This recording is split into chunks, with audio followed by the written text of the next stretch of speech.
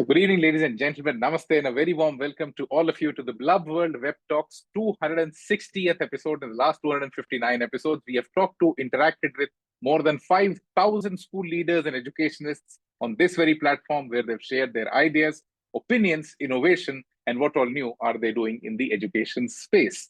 तो नमस्कार, आप सभी का स्वागत है ब्लब वर्ल्ड वेब टॉक्स के 260वें एपिसोड में। पिछले 259 एपिसोड्स में हमने करीबन करीबन 5,000 से ज्यादा शिक्षाविदों से बातचीत की और उनसे जानने की कोशिश की कि वो शिक्षा को कैसे बदल रहे हैं और शिक्षा उन्हें कैसे बदल रही है. So today as well, in the next 30 to 40 minutes that you are here with us, we'll be interacting on another interesting topic that influences and impacts teenagers, schools, universities, and school ecosystem just amazingly. For a very simple reason, you look around, you see a lot of technology, you see a lot of products. How does product evolution really happen? How do you learn what the market needs next? The market tells it to you yourself. But in the education ecosystem, in most of the countries, we neither listen to the customer nor do we listen to the consumer. So we don't let the parents speak, we don't let the students speak. So what are the opinions of educationists on it? Should there be forums that allow that? If they allow that, to what extent? And if they don't allow that, to what extent? Let's try to know this from the experts today. We have three types of experts that will be talking today: higher education, school education, and most importantly, the consumer of all of this, the teen student. We'll be talking about something superbly interesting, that what makes a school truly great in 2025. Now, why do we ask this question? For a very simple reason. Schools, and typically anything, everywhere, in every space, now needs a complete dramatic transformation because the consumer has changed. The access to knowledge, to content, to the internet has changed everything. So what do our speakers say about it? Let's listen to them. We'll start off with the perspective that comes from the university. So a very warm welcome to the first speaker for today. A very warm welcome to Dr. Amit Jain, the Vice Chancellor for Amity University from Jaipur, Rajasthan, India. Amit ji, over to you for the next 3 minutes. Please unmute yourself and a very warm welcome. Grateful to you and your team for having me here. It's a wonderful opportunity and very happy to know about that. This is the 268th episode of your program. So congratulations to you and team for that. So coming straight to your question, what makes a school truly great in 2025? That is what exactly you have given as the topic. Since I come from a university, I'll be talking from the university or an institution point of view and not exactly the, grad school or other kind of a school. What makes an academic institution great, right? Let's put it that way. Very first point here is that an institution that promotes holistic development of the student, right? We strongly believe at Amity that education should not be confined to the four walls of the classroom, right? Education has to move beyond the classroom. Education has to move beyond the chalk and talk.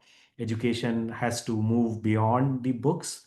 Now, what we do for that, or what an institution can do for that, what we did at Amity is for every student, we have created a lot of choices. In a way, they have flexibility to design their own degrees, their own curriculums. So what happens with that? You have so many electives, so many specializations, so many minor specializations available that practically you can design your own degree. For example, someone is doing engineering, but we have 18 schools, 18 departments in the university. You can take one course from any other department in every semester. If you're doing a 4-year program like a BTech or a 5-year program like an architecture, then you learn 8 or 10 additional courses. And if you learn these courses from same domain, you get a minor specialization or a minor certificate. Thank you so much, Amitji. And I think some very important points that you made, that if the institute is able to give opportunities that, basically give your personality perspectives that add into an amazing individual, that give you holistic development, that's the factor that will make you a great institution. If you're able to teach them communication, you give them military skills, you also give them behavioral science skills, you give them values. If you're able to give that 360 degree a learning opportunity to a student, that might make you a great institution. So during the web talk, what we'll do is we'll alternate between adults and teenagers so that the perspective keeps breaking and we keep getting a very different kind of energy in the whole conversation. So now let's bring in a teenager to share their opinion that what do they think makes an institution really great. So what we all know now that yes, holisticness or the ability to provide learning opportunities to a large spectrum is what makes an institution great. So let me invite the next speaker for today. A very warm welcome to Mr. Aizam Rasool, who's currently an influencer at the Fourth World Teen Parliament, a grade 8 student from Radiant Public School, Anantnag, Jammu and Kashmir, India. Aizam, over to you for the next 3 minutes. Please unmute yourself and a very warm welcome. This is Aizam Rasool, an influencer at the Fourth World Teen Parliament and a grader from Radiant Public School, Jammu and Kashmir, India. And honestly speaking, this is a topic I've been thinking about for a long period of time. Like not just today, but for months. And what actually makes a school great? Thanks to the World Teen Parliament and the Blub World Web Talks, I finally have a chance to speak about it. And I'm really grateful. So yeah, let's begin. For me, a great school isn't just about big buildings, great infrastructure, or fast Wi-Fi or digital boards. It's not about how modern the school looks. It's about how people inside it make you feel. Now comes the main personality for today's session. What matters more among three T's? Tech, teachers, or trust? At this point, let's be honest. Technology is helpful. It makes learning quicker, cooler, and easier. But tech can't understand if you're having a bad day. Tech can't understand our emotions and feelings. On other hand, teachers, they hold power. They are powerful. They guide us, they support us, they inspire us. But even the best teacher in the world can't teach us anything if there is no trust. And trust, that is the glue between everything. Without it, nothing sticks. Not lessons, not values, not inspirations, not even friendship. I think a very important perspective that you bring to the conversation, that from the institution's perspective also, you have to now understand it's a lot about personalization. Are you really able to build that trust in every single individual that's sitting in that classroom? Because being infrastructurally great, having an amazing tech backed background where you are delivering everything with cutting edge technology at its forefront, still you might not be able to engage the student. The purpose of education is to engage and then educate. The problem is engagement is becoming far more important in the classroom because content on the internet has made teaching far more difficult. You now need a kind of a graphic motion guide to be working in the classroom to make a teacher interesting. A very warm welcome to Dr. Onkar Singh, the Vice Chancellor for Veer Madhav Singh Bhandari Uttarakhand Technical University from Dehradun, Uttarakhand, India. Onkar sir, over to you for the next 3 minutes. Please unmute yourself and a very warm welcome. So, good evening to each one of you. I'm not aware of the cross-section of the audience, but whatever you have transacted by now, it's obvious that there are two from the higher education segment and one school kid has also spoken about the aspirations which they have. Now, see, I'm from an affiliating university and we come across the wide segment of the students who are migrating from the school education and entering into the higher education framework. Now, if you look at the core issues which the school students are lagging today, when we say the holistic education, it's not only the life skills, it's not only the physics, chemistry, mathematics, or the subjects, it's the understanding which they should have.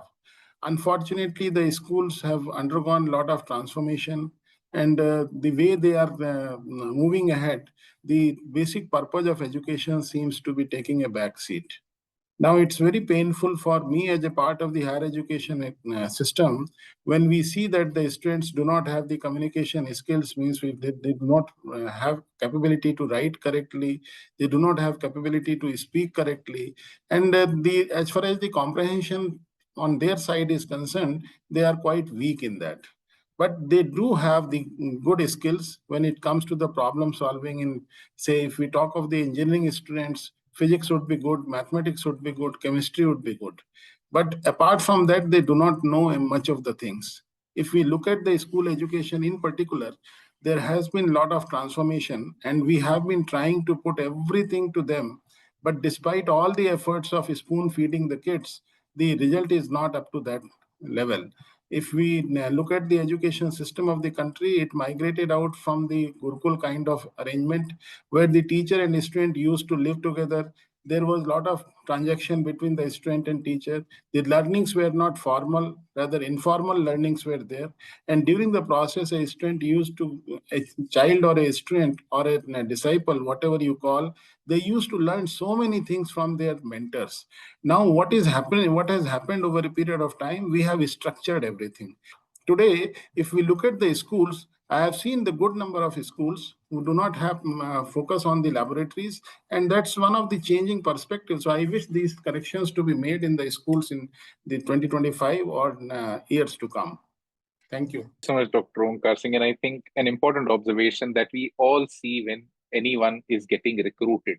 When we do these sessions with the company CHROs and other professionals, that's where we get this concern a lot that people are not employable anymore. And it's superbly tricky to employ a Gen Z coming into the workforce for a very simple reason. We have all made the purpose of education to shrink down to employability. There is nothing else that's being talked about. If you currently look at the edtech sector that teaches so many students across India, specifically when we are talking about 80 to 90% of the revenue is generated only out of professional education or core academic subjects, and specifically science and maths. Thank you so much, Dr. Omkar.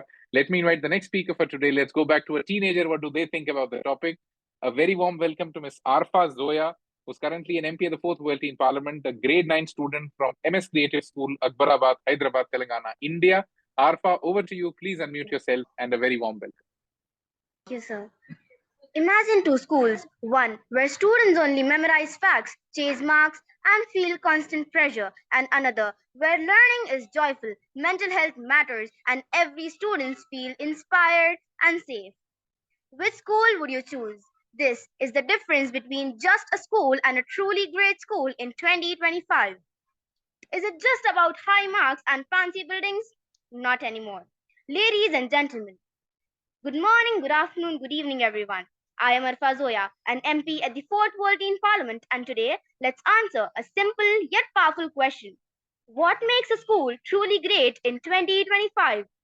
A truly great school today is not defined by tall buildings or shiny trophies. It's a place that helps students grow as whole human beings, but it teaches not only maths and science, but also how to deal with stress, how to think critically, how to care for others, and also how to handle real life. In today's modern world, great schools go beyond textbooks. They use technology smartly, from AI tutors to virtual labs, to make learning fun and personal. But they never forget that teachers and human connections matter the most. Gone are those days when success meant just memorizing textbooks and topping exams. Today, a great school is one that prepares us for real life, not just the next test. So, what makes a school truly great in 2025? It's not about the size of the building. Thank you so much, Arfa. Let's now listen to a school leader coming from the K-12 space. What's their opinion on this? What makes a school great in 2025? A very warm welcome to Dr. Ashish Mittal, the principal of Indrapuram Public School from Indrapuram, Ghaziabad, Uttar Pradesh, India. Ashish ji, over to you for the next 3 minutes. Please unmute yourself and a very warm welcome.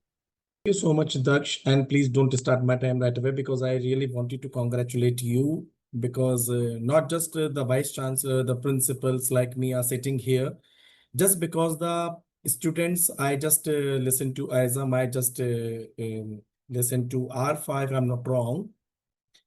I think I was truly happy because we always talk about the student-centric approach, but we forget to listen to their choices and voices. But it was really, really great when we got to know about what really they want. We are sometimes wanting to impose our perspective, our opinion, our views on them, but we are not listening to what really they want in the school or in the college space.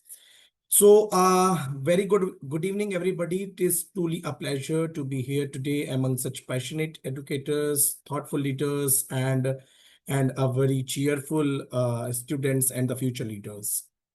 When we ask what makes a school truly great in 2025 or ahead, I think the answers have begun to evolve beautifully and meaningfully.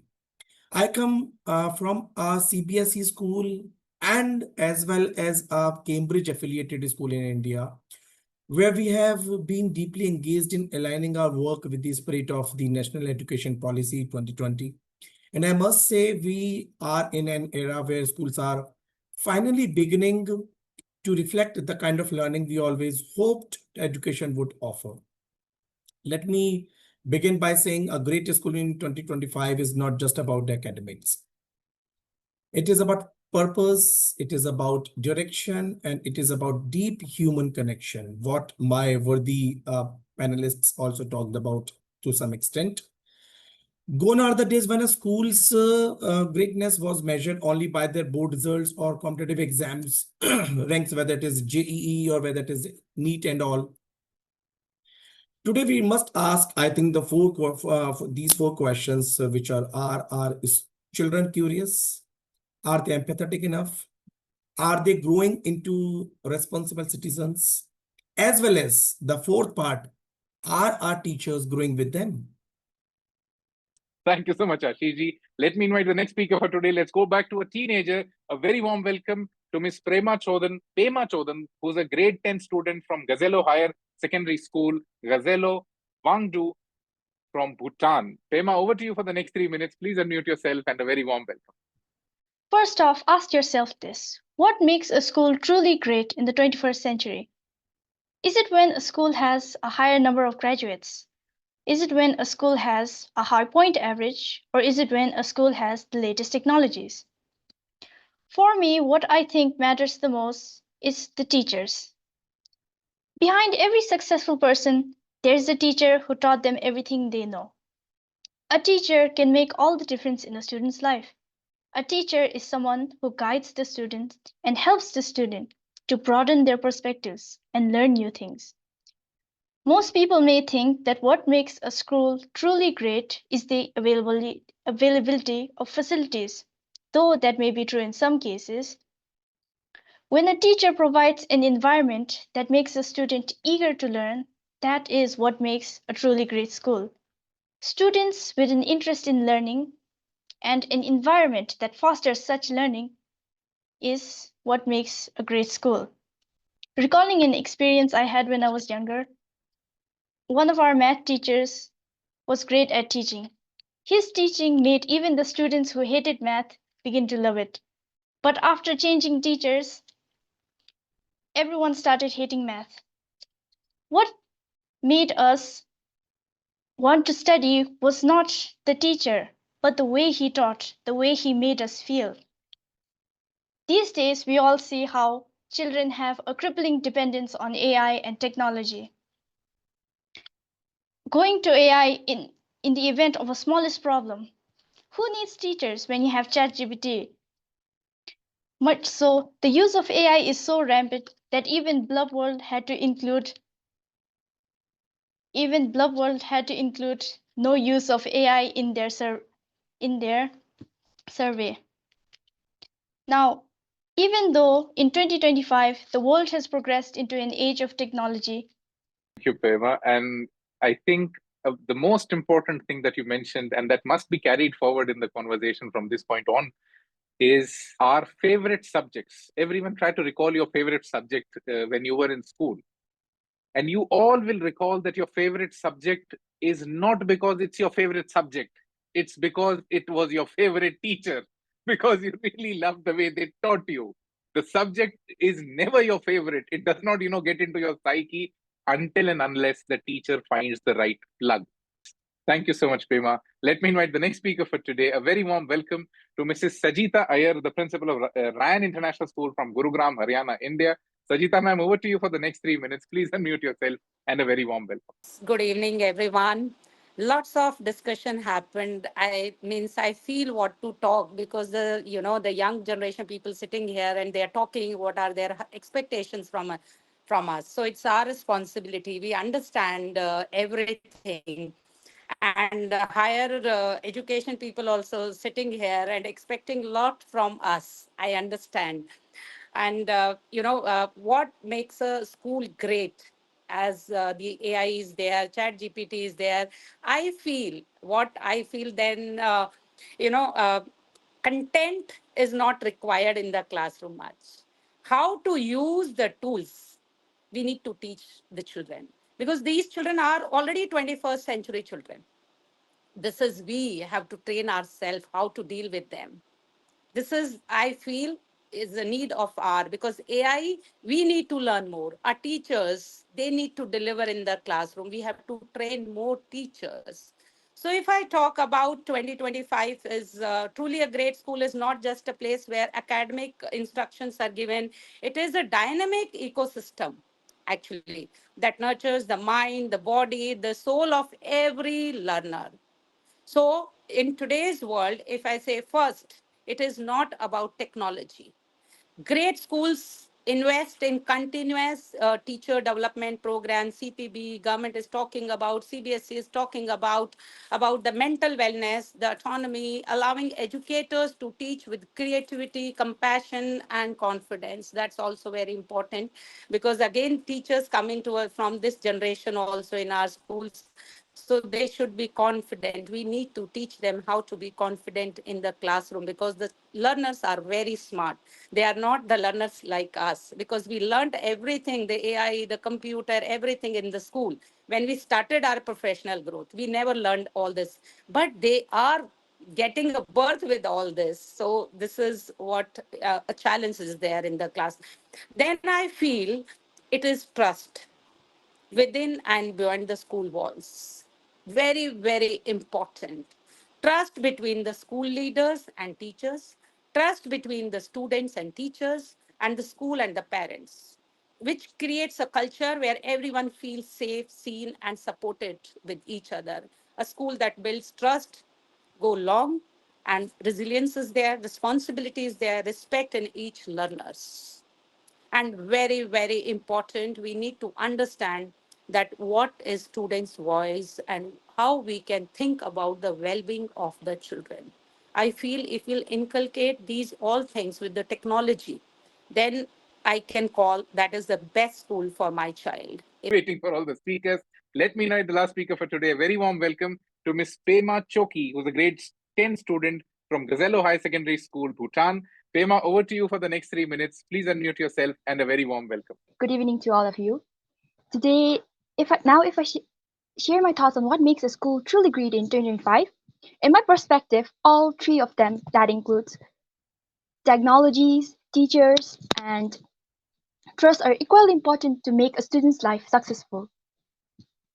In this generation, all of the people starting from 3 years old kids are learning and gaining different types of knowledges from technologies like tablets, phone, computer, and etc. On the contrary, trust plays an important role in fostering positive relationship between teachers and students, and it also enhances students' engagement and well-being, which ultimately contributes to effective and supporting learning environment. But above all, if I'm supposed to choose one, I will definitely opt for teachers. Because teachers are truly one who understands us emotionally, who are there physically, and who helps us to overcome various obstacles which tries to block our path to brighter future. So, what I'm really trying to say is physical presence and emotional contact will make studying even more interesting and captivating, also with some sprinkle of fun. It creates space for social interaction where friendships are formed, memories are made. Thank you so much, Pema. And yes, you're very right. That small little conversation that might happen just between two individuals, that's the classroom of today. That's the classroom of the future. Because we all have to understand that education is not about employability. It's not only about getting into an amazing job or getting into an amazing Ivy League university. It's far more about developing wisdom. This is the skill we all miss. The core, if you just go back to the core of education, it comes from the word knowledge. Just disintegrate this word, and it typically becomes two words: knowing your ledge. That's knowledge. Understanding where you stand, your atmosphere, you as an individual, your understanding of things. That's the purpose of education, your individual wisdom. Are we really able to impart that? If you're able to do that, that's where a great institution really lies. Now, in the next part, it's an open floor. If you missed on to anything, if we muted you, if you had little time and you wanted to add something to the conversation, this is the time when you can take more time. But it starts with a question I would like to put to both of the vice chancellors who are there on the call, because they understand student voice far more than anyone else who's there on the call. Because when a teenager comes into university, they claim that voice. They don't let anyone, put their voice down.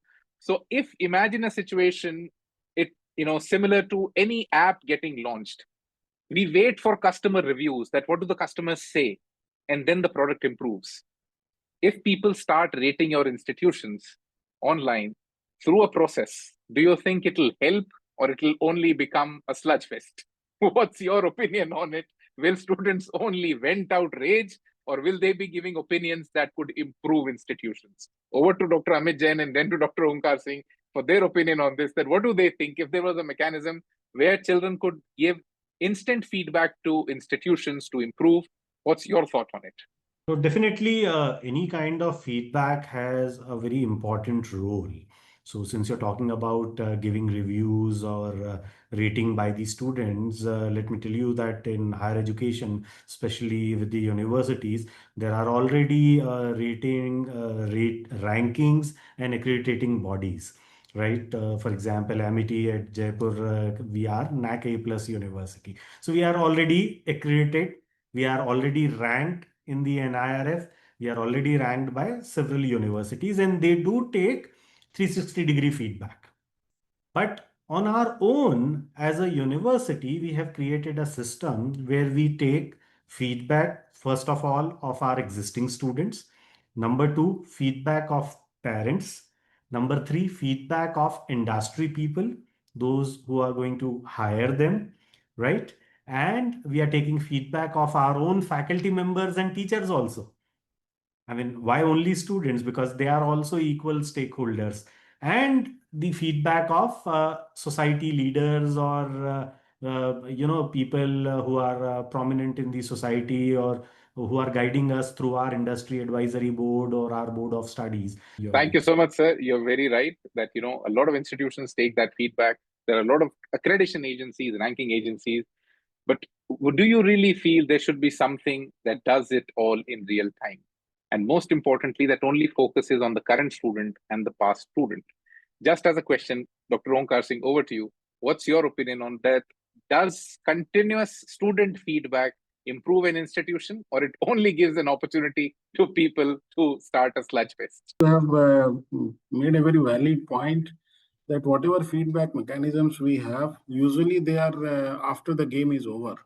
And when it comes to the real improvement, if we really want the things to change, there should be mid-session improvement, or if at all it is possible, we need to create a framework, and technology can be a great enabler in that, where the students are giving a real-time feedback about the teacher, his deliveries, and the worthiness of the classroom. Today, in the age of technology, where we have a lot of tools available which are helping out the students in even getting rid of the classrooms, and that's a big menace. We see that the institutions are getting the absentees are becoming so predominant that whatever regulations we are putting in place, 60% attendance, 75% attendance, 80% attendance, all those things have to be put in place, because we want kids to come in the schools, colleges or the institutions, and there should be face-to-face learning. So the reason could be that the classes have no more remained worthy of being attended. Sir, and I think you really, got the point that I was trying to make, that does real-time feedback really make a difference? Because most of the apps, phones, tech you see around, they improve by real-time feedback coming in. Most of the, even, just to put it very simply, DeepSeek, you might be using that. It's an open forum. Anyone can use get into the code. It improves by feedback. The product is made because of feedback. So you have to understand, in the current world, it's no more about the tech you might have, the infra you might have. It's far more about your responsiveness to what your consumer is telling about you. And I think a very good initiative that your university is doing, that we want to see your sheet, first evaluate your teacher, only then you get the access to your answer sheet. What does the school leaders think about it? Ashish ji, over to you. Do you think real-time feedback is needed? If it is, how serious would you be in really looking at it?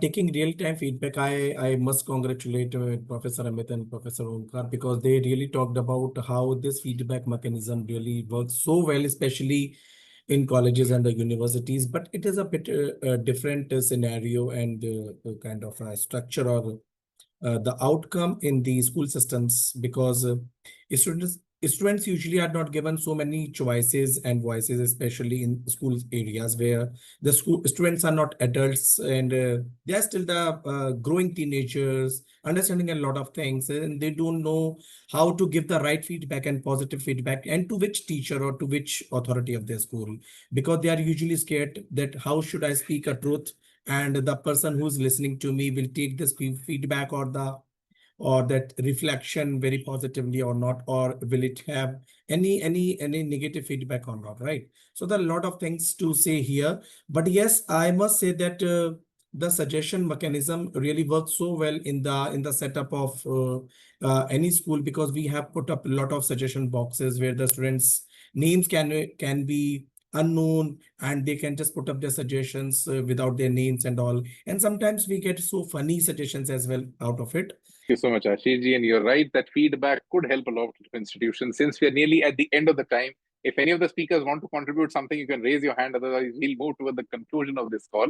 Before this call comes to an end, just like, okay, yes, I think Sajita ma'am wants to say something. Yes, ma'am, over to you. Does real-time feedback, you think, will it work for schools or it will become a sludge fest? Yes, what Dr. Ashish just said, it is true that openly we cannot ask the students to give the feedback. Then we all will be outside the building because they are children. They mean sometimes they feel okay. They don't want to study. Sometimes they are immature children. They want a fun and all. This is sometimes where we have to draw a line.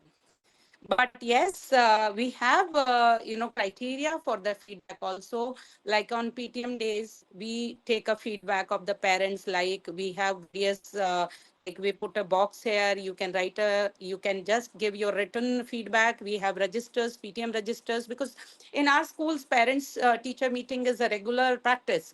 So they can come, they can write the feedback there also, positive, negative. If they don't want to disclose the name of the child, then they can write a mail to us.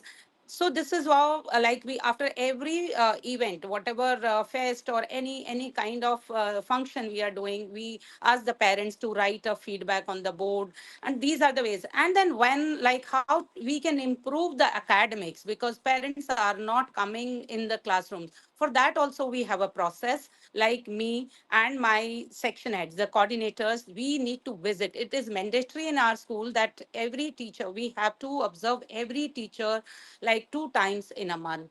So this is how we can analyze how the teacher is doing, what she is following. Is she following the instructions passed on by us or from the higher authority? So there are various ways to check the academics and non-academic parts in school. So every school has a different system. But yes, checks are very, very important, whether me or anyone, everybody. There is a system in school. There is a checks on us also, whether we are going on a right direction, what the management wants us to do, we are doing it or not. So, and that I feel that improves me and that increases my efficiency, because if no one will check me, then I will be not alert what to do, when to do. So I will not meet with the deadlines and all. So sometimes positive feedback and checks are very, very important. And I hope the reason this call was put in place is to typically take opinions of people, what really makes institutions amazing, what makes them people to go back to those institutions, what makes these institutions stand the test of time. At the World Teen Parliament, we operate the world's only elected parliament of teenagers. Every month, we give them an opportunity to interact and learn from world leaders. So just like that, I'll quickly give this invite to everyone who's there on the call. I hope you're able to see my screen. On June 8th at 8 p.m. IST, if you're a student, if you're a teenager, anywhere in the world, do attend this masterclass. The teacher is a current member of parliament in Seychelles, because the World Teen Parliament currently is the only platform in the world where every month sitting members of parliament from different countries teach teenagers. So we try to simply increase the engagement in the classroom by making people who have accomplished things as teachers. And most importantly, it's a non-profit initiative. It's absolutely free for anyone to be there. And if you're there on the call, we did a small little experiment before this call comes to an end, not to scandalize anyone, but just to share information and take your feedback on this after this call comes to an end. Thank you so much, everyone, for being a part of the Blub World Web Talks. This was the 260th episode. I hope you enjoyed the session. If you did, and if you want to attend the future sessions, open your audio, say a big yes, and thank you so much, everyone, for being here with us. Namaste. Have an amazing day ahead. Thank you.